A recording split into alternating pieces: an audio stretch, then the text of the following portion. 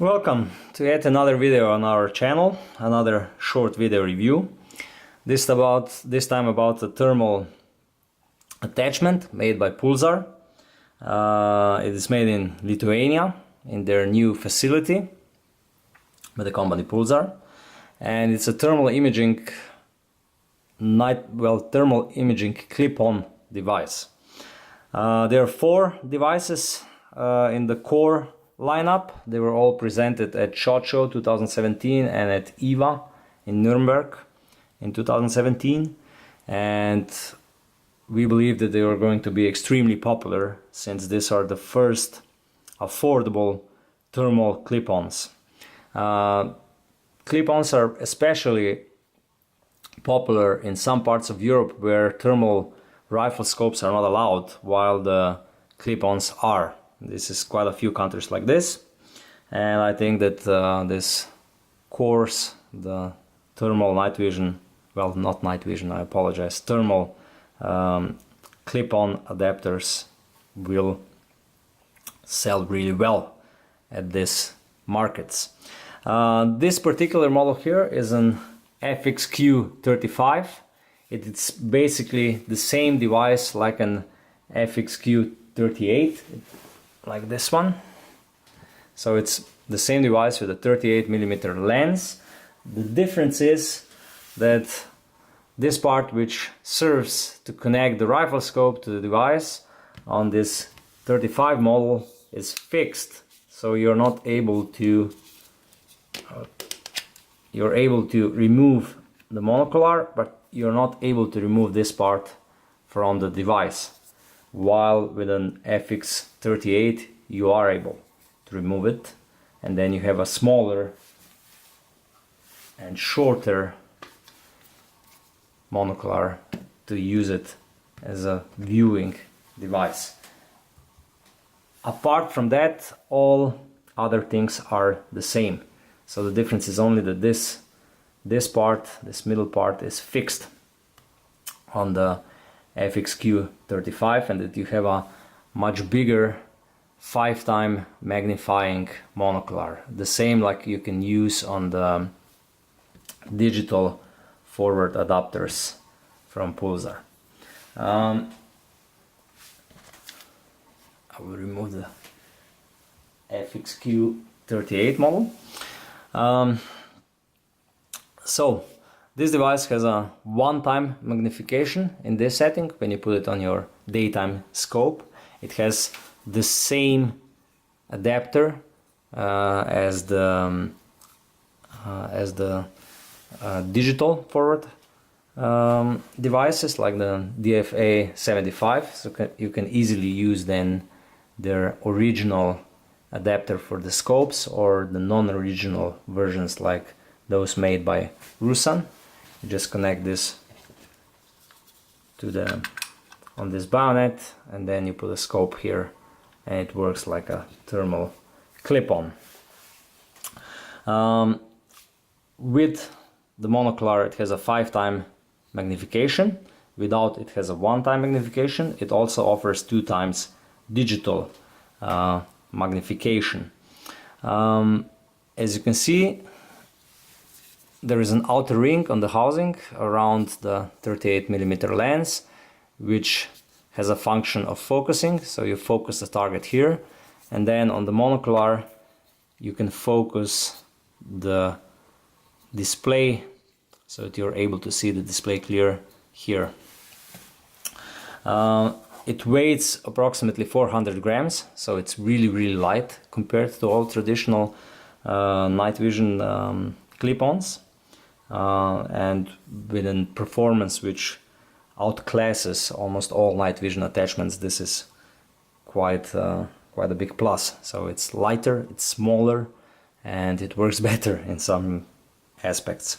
It also has a IPX7 waterproofing, so rain or anything else, it's no problem for this device, and it works from -25 to +50. It comes with a 3 years warranty, and the service in Lithuania in the facility of Pulsar will be provided for much longer time than only 3 years. So this device can be a good investment for a really long period of time. It also comes with a manual in a couple of different languages, which describes all the features, how to use the buttons, the menus, and so on. It is powered by 2 batteries. I just put them in. So the normal CR123 batteries. It works approximately 4 hours on a fully charged batteries. So I was quite scared at the beginning when we first started receiving these devices, how they will drain the batteries out and how they will work, but I saw later that there is no problem. It works more than long enough on these 2 batteries.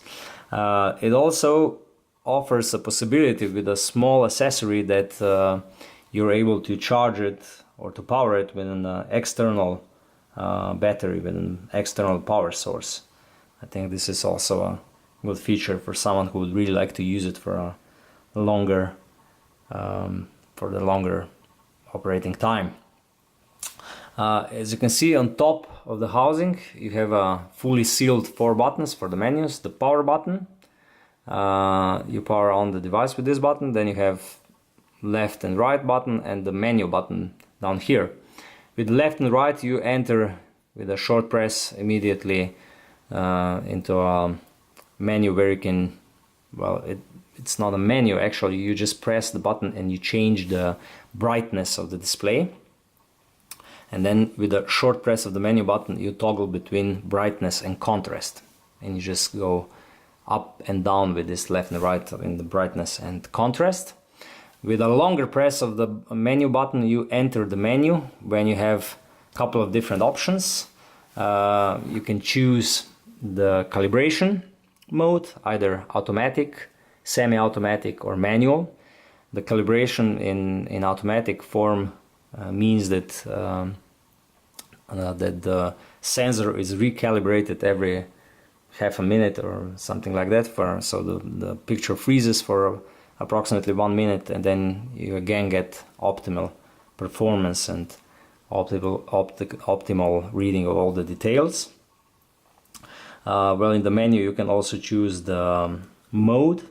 That means if you are in the forest or in the nature, it's one mode. Then you have a special mode for cities and populated areas where there is more warm objects. And then you have identification mode, which helps you to notice warm objects and normal animals a little bit faster and better. Then it has a menu option for the remote pairing. The remote also comes with every device, so that you can use the remote. It's much easier when you have this core set on a daytime rifle scope, where there is when it's located further in front, then you can use the remote to easily toggle between the menus. And then it has an option for the pixel repair. This is also a good option. If in time you find any dead pixel in the sensor, you can just repair them. With a longer press of the left button for 2 seconds, you can choose between 2 settings, black hot or white hot. That means that all warm objects are either bright or dark. It depends what you like more. And with a longer press on the right button, you get 2-time digital magnification. That would mean that this device with a monocular, because this function is really usable only when this is in a monocular form, you can have a 10-time magnification, really high magnification.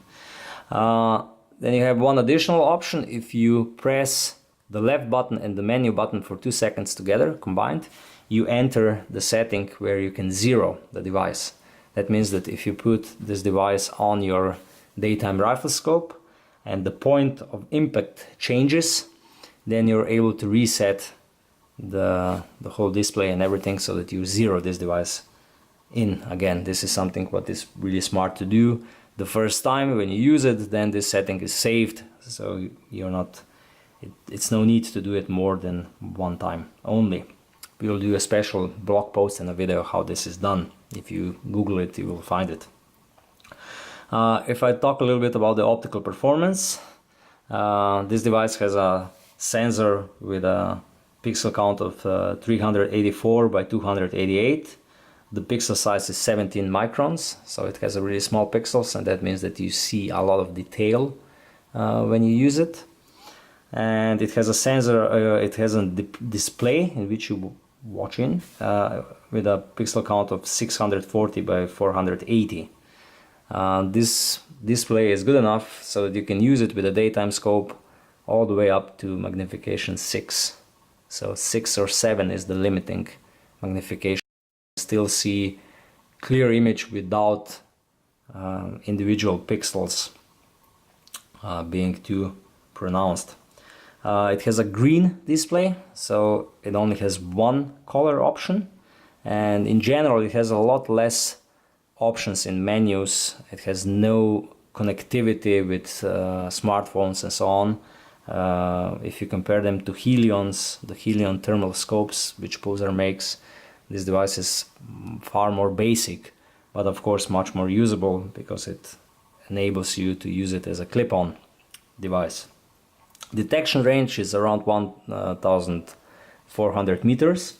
So if you compare it with a FXQ50, with this one, which basically only has a bigger lens, everything else is the same, the gain in performance is not that big.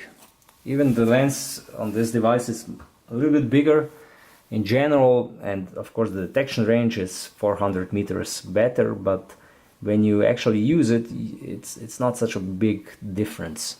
So, and also the price is not such a big difference either. So this device is not that handicapped with a smaller lens. It is more compact and lighter. So all in all, it's a good option. If I make a short summary, I would say that for someone who is going to use this device mostly as a clip-on, it is smart to choose this model, which FXQ35 or FXQ55, which has this part permanently connected to the device. I think that it's a lot less work if you don't have any need to attach two different parts on the device to connect it to the scope, because with an FXQ38 you first have to remove the eyepiece, then you have to connect the middle part, and then you connect the adapter for the daytime scope. With an FXQ35, this one, you only remove the monocular and the eyepiece and just put on the adapter, so one step less. And I think also it's going to be more robust, even though this FXQ38 and 55 also work without a problem, but still a little bit less complicated to put it on a daytime scope. It is, however, a little bit bulkier due to the length of this eyepiece. It's quite a long device when you use it with this eyepiece, but in general it's still not too big, especially if you compare it to some normal scopes. Other things what I really like is that detection range of, let's say, roughly 1.5 kilometer. It's really good, and even with a 30mm lens you're able to see clearly, let's say, the horns on a deer or any kind of other trophy, which is well, all the parts of the animal which are not that warm, you're still able to clearly see the details at, let's say, 100 meters. So it's more than good enough for this.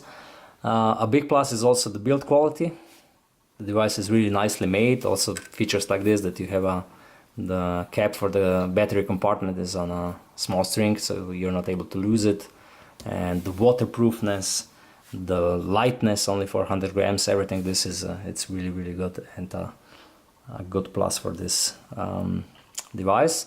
I also like the battery life on these devices quite well, because this was my initial fear, that they will just drain out the batteries quite quickly, but it turned out to be false. I'd say that 3.5 to 4 hours of operating time is quite realistic, at least in our tests. I didn't test it at low temperatures, so I will try it in the winter how it works when it's -10. Maybe then the external power, it's a good idea at that time. What I think could still have been done better, the external power indicator, this would be really good, so that you see when the device is turned on or when it's turned off. Maybe if this eyepiece could be a little bit shorter, this would also be a good idea, but it's not that important. And it is funny that all the menus are designed vertically, so when you choose different options you go up and down, but you choose them with the buttons which go left and right. So if they would just turn this whole arrangement for 90 degrees, this would be much smarter, I would say, or more intuitive, but it's not a big thing. All in all, it's a almost must-have device for someone who hunts wild boars and who uses night vision attachments or thermal attachments. Especially it's astonishing at what price point you can get a device with such great performance. So thank you for watching. If you have any additional questions, send us an email, visit our webpage. Normally, please subscribe to our channel and do like this video. Thank you.